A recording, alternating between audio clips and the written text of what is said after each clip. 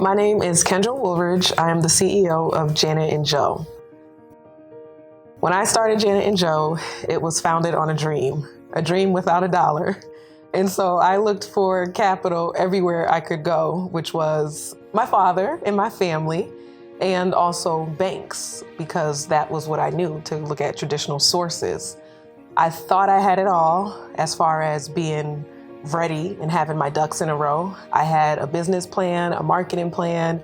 I had conducted surveys and done market research thinking I'm ready, and everybody that I presented my great idea to would be ready to support it after they saw what I had, all the information that I gathered, but that was not the case.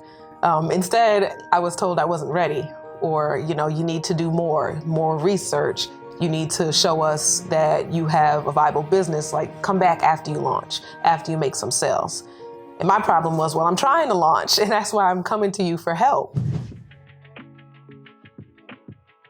In my experience, it's been extremely difficult to find capital when you don't have experience, especially in the industry or field that you are looking to enter.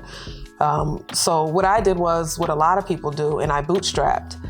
Unfortunately, when you do bootstrap, all that money is coming, of course, from your personal income and savings and funds. And so that does delay the time that you do hit the market, that you do launch. And with that, you have to make constant adjustments to your model and your plans, and sometimes maybe even your product or your packaging.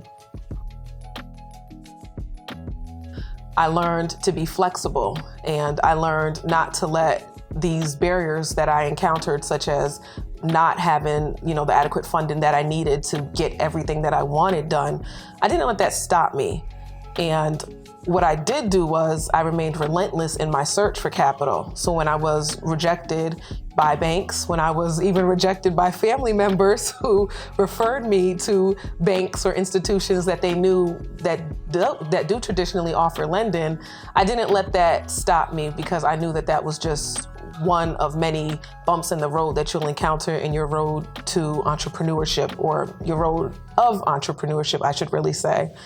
So I finally got to a point when I was very close to launching, and I'm saving up my money. I even dipped into my retirement, which some people may suggest you don't do, but for me, the risk is definitely worth the reward. I put my all into my company, and when I say my all, I mean all of my time, all of my knowledge, all of my experience, even that I learned through my journey of launching the company.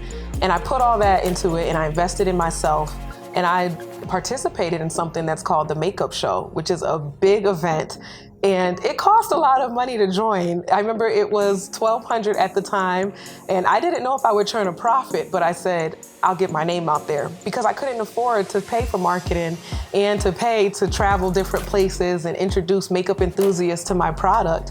So when I saw the Makeup Show was coming to my city, I said, I'm gonna take part of this.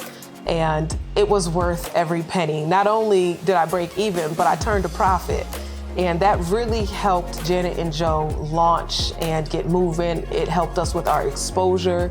It showed us that we do have something. It's bigger than an idea. It's bigger than just my personal passion. It was something that could really get some traction. And I'm just grateful for that experience. But it could have happened much sooner if I had the access to the capital to join and be a part of makeup shows that had happened prior to the one that came to DC. I would have launched a year earlier if I had access to capital.